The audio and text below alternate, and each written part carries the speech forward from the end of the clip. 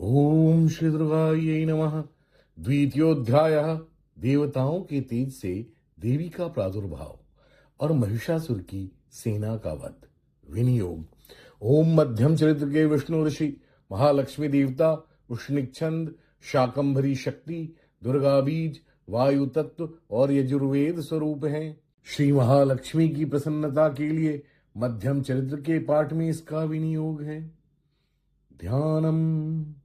मैं कमल के आसन पर बैठी हुई प्रसन्न मुख वाली महिषासुर मर्दिनी भगवती महालक्ष्मी का भजन करता हूँ, जो अपने हाथों में अक्षमाला, फरसा, गदा, बाण, वज्र, पद्म, धनुष, कुंडिका, दंड, शक्ति, खड़ग, ढाल, शंख, घंटा, मधुपात्र, शूल, पाश और चक्र धारण करती हैं। ऋषि कहते हैं, पूर्व काल में देवताओं और असुरों में पूरे 100 वर्षों तक घोर संग्राम हुआ था। उसमें असुरों का स्वामी महिषासुर था और देवताओं के नायक इंद्र थे। उस युद्ध में देवताओं की सेना महाबली असुरों से परास्त हो गई। संपूर्ण देवताओं को जीतकर महिषासुर इंद्र बन बैठा। तब पराजित देवता प्रजापति ब्रह्मा जी को आगे करके उस स्थान पर गए जहां भगवान शंकर और विष्णु विराजमान थे। देवताओं ने महिषासुर के पराक्रम तथा अपनी पराजय का यथावत वृत्तांत उन दोनों देवेश्वरों से विस्तार पूर्वक कह सुनाया। वे बोले, भगवान महिषासुर सूर्य, इंद्र, अग्नि, वायु, चंद्रमा, यम, वरुण तथा अन्य देवताओं के भी अधिकार छीनकर स्वयं ही सबका अधिष्ठाता बन बैठा है। उस दुरात्मा महिष ने समस्त देवताओं को स्वर्ग से निकाल दिया है। अब वे मनुष्यों की भांति पृथ्वी पर विचरते हैं। दैत्यों की यह सारी करतूत हमने आप लोगों से कह सुनाई। अब हम आपकी ही शरण में आए हैं। उसके वध का कोई उपाय सोचिए। इस प्रकार देवताओं के वचन सुनकर भगवान विष्णु और शिव ने दैत्यों पर बड़ा क्रोध किया। उनकी भौहें तन गई और मुंह टेढ़ा हो गया।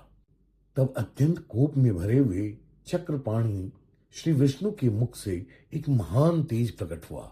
इसी प्रकार ब्रह्मा, शंकर तथा इंद्र आदि अन्यान्य देवताओं के शरीर से भी बड़ा भारी तेज निकला। वह सब मिलकर एक हो गया। महान तेज का वह पुंज जाज्वल्यमान पर्वत सा जान पड़ा। देवताओं ने देखा, वहां उसकी ज्वालाएं संपूर्ण दिशाओं में व्याप्त हो रही थी। संपूर्ण देवताओं के शरीर से प्रकट हुए उस तेज की कहीं तुलना नहीं थी। एकत्रित होने पर वह एक नारी के रूप में परिणत हो गया और अपने प्रकाश से तीनों लोकों में व्याप्त जान पड़ा। भगवान शंकर का जो तेज था, उससे देवी का मुख प्रकट हुआ।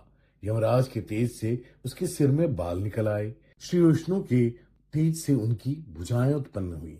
चंद्रमा के तेज से दोनों स्तनों का और इंद्र के तेज से मध्य भाग का प्रादुर्भाव हुआ।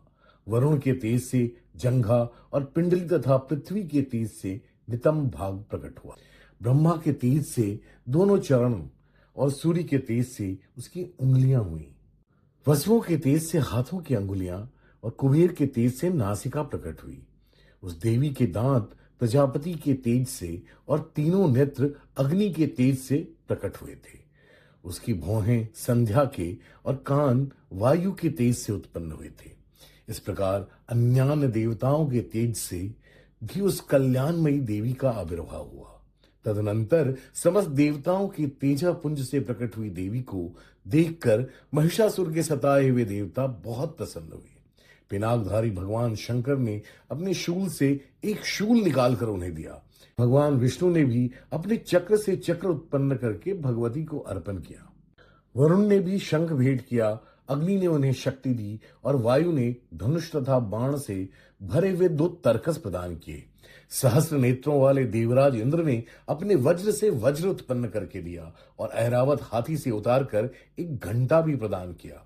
यमराज ने काल दंड से दंड, वरुण ने पाश, प्रजापति ने स्फटिकाक्ष की माला तथा ब्रह्मा जी ने कमंडलू भेंट किए। सूर्य ने देवी के समस्त रोमकूपों में अपनी किरणों का तेज भर दिया। काल ने उन्हें चमकती हुई ढाल और तलवार दी। क्षीर समुद्र ने उज्ज्वल हार तथा कभी जीर्ण न होने वाले 2 दिव्य वस्त्र भेंट किए। साथ ही उन्होंने दिव्य चूड़ामणि, 2 कुंडल, कड़े, उज्ज्वल अर्धचंद्र, सब बाहुओं के लिए केयूर, दोनों चरणों के लिए निर्मल नुपुर, गले की सुंदर हसली और सब अंगुलियों में पहनने के लिए रत्नों की बनी अंगूठियां भी दी। विश्वकर्मा ने उन्हें अत्यंत निर्मल फरसा भेंट किया। साथ ही अनेक प्रकार के अस्त्र और अभेद्य कवच दिए। इनके सिवा मस्तक और वक्षस्थल पर धारण करने के लिए कभी न कुम्हलाने वाली कमलों की मालाएं दी। जलधि ने उन्हें सुंदर कमल का फूल भेंट किया। हिमालय ने सवारी के लिए सिंह तथा भांति भांति के रत्न समर्पित किए। धनाध्यक्ष कुबेर ने मधु से भरा पान पात्र दिया तथा संपूर्ण नागों के राजा शेष ने, जो इस पृथ्वी को धारण करते हैं, उन्हें बहुमूल्य मणियों से विभूषित नागहार भेंट किया। इसी प्रकार अन्य देवताओं ने भी आभूषण और अस्त्र शस्त्र देकर देवी का सम्मान किया। तत्पश्चात उन्होंने बारंबार अट्टहास पूर्वक उच्च स्वर से गर्जना की। उनके भयंकर नाद से संपूर्ण आकाश गूंज उठा। देवी का वह अत्यंत उच्च स्वर से किया हुआ सिंहनाद कहीं समा न सका। आकाश उसके सामने लघु प्रतीत होने लगा। उससे बड़े जोर की प्रतिध्वनि हुई, जिससे संपूर्ण विश्व में हलचल मच गई और समुद्र कांप उठे। पृथ्वी डोलने लगी और समस्त पर्वत हिलने लगे। उस समय देवताओं ने अत्यंत प्रसन्नता के साथ सिंहवाहिनी भवानी से कहा, देवी तुम्हारी जय हो। साथ ही महर्षियों ने भक्ति भाव से विनम्र होकर उनका स्तवन किया। संपूर्ण त्रिलोकी को क्षोभग्रस्त देख दैत्यगण अपनी समस्त सेना को कवच आदि से सुसज्जित कर हाथों में हथियार ले सहसा उठ खड़े हो गए। उसमें महिषासुर ने बड़े क्रोध में आकर कहा, आह, यह क्या हो रहा है। संपूर्ण असुरों से घिरकर उस सिंहनाद की ओर लक्ष्य करके दौड़ा और आगे पहुंचकर उसने देवी को देखा, जो अपनी प्रभा से तीनों लोकों को प्रकाशित कर रही थी। उनके चरणों के भार से पृथ्वी दबी जा रही थी। माथे के मुकुट से आकाश में रेखा सी खिंच रही थी और वे अपने धनुष की टंकार से सातों पातालों को क्षुब्ध किए देती थी। देवी अपनी 1000 भुजाओं से संपूर्ण दिशाओं को आच्छादित करके खड़ी थी। तदनंतर उनके साथ दैत्यों का युद्ध छिड़ गया। नाना प्रकार के अस्त्र शस्त्रों के प्रहार से संपूर्ण दिशाएं उद्भासित होने लगीं। चिक्षुर नाम का असुर महिषासुर का सेना नायक था। वह देवी के साथ युद्ध करने लगा। अन्य दैत्यों की चतुरंगिनी सेना साथ लेकर चामर भी लड़ने लगा। 60,000 रथियों के साथ आकर उदग्र नामक महादैत्य ने लोहा लिया। 1 करोड़ रथियों को साथ लेकर महाअनु नामक दैत्य युद्ध करने लगा। इसके रोए तलवार के समान तीखे थे। वह असिलोमा नामक महादैत्य 5 करोड़ रथी सैनिकों सहित युद्ध में आ डटा। 60 लाख रथियों से घिरा हुआ बाष्कल नामक दैत्य भी उस युद्ध भूमि में लड़ने लगा। परिवारित नामक राक्षस हाथी सवार और घुड़सवारों के अनेक दलों तथा 1 करोड़ रथियों की सेना लेकर युद्ध करने लगा। बिडाल नामक दैत्य 5 अरब रथियों से घिरकर लोहा लेने लगा। इनके अतिरिक्त और भी हजारों महादैत्य रथ, हाथी और घोड़ों की सेना साथ लेकर वहां देवी के साथ युद्ध करने लगे। स्वयं महिषासुर उस रणभूमि में कोटि कोटि सहस्त्र रथ, हाथी और घोड़ों की सेना से घिरा हुआ खड़ा था। वे दैत्य देवी के साथ तोमर, भिंदीपाल, शक्ति, मूसल, खड्ग, परशु और पट्टिश आदि अस्त्र शस्त्रों का प्रहार करते हुए युद्ध कर रहे थे। कुछ दैत्यों ने उन पर शक्ति का प्रहार किया, कुछ लोगों ने पाश फेंके तथा कुछ दूसरे दैत्यों ने खड्ग प्रहार करके देवी को मार डालने का उद्योग किया। देवी ने भी क्रोध में भरकर खेल खेल में ही अपने अस्त्र शस्त्रों की वर्षा करके दैत्यों के वे समस्त अस्त्र शस्त्र काट डाले। उनके मुख पर परिश्रम या थकावट का रंच मात्र भी चिन्ह नहीं था। देवता और ऋषि उनकी स्तुति करते थे और वे भगवती परमेश्वरी दैत्यों के शरीरों पर अस्त्र शस्त्रों की वर्षा करती रहीं।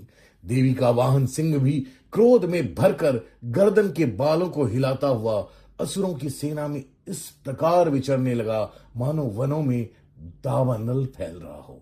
दावानल वन की आग को कहते हैं। तो वो जब असुरों में विचर रहा था तो ऐसा लग रहा था कि जंगल में आग फैल रही है।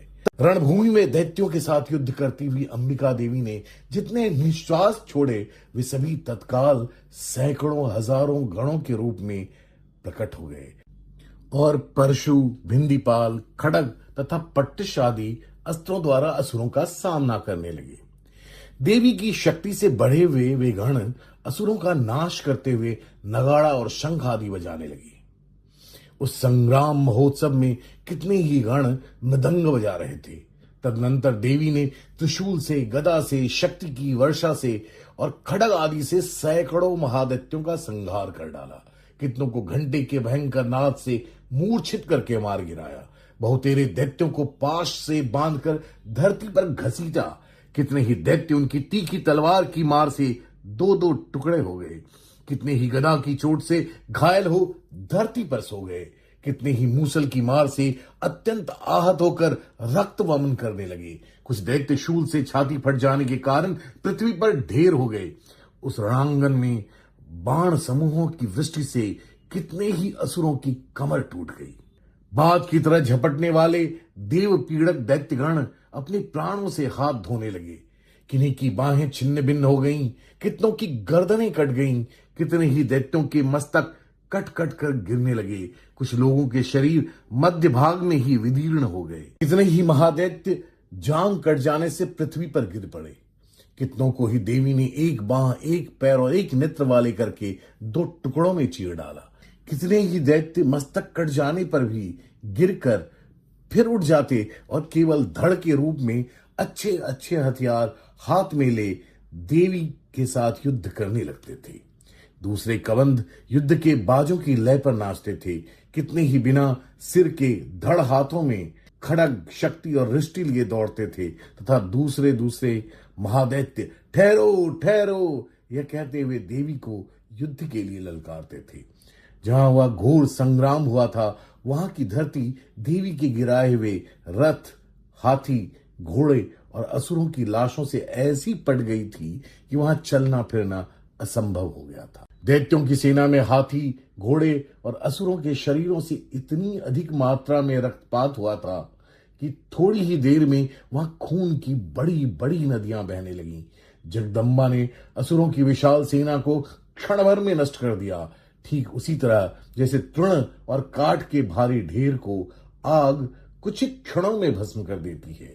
और वह सिंह भी गर्दन के बालों को हिला हिलाकर जोर जोर से गर्जना करता हुआ दैत्यों के शरीरों से मानो उनकी प्राण चुने लेता था।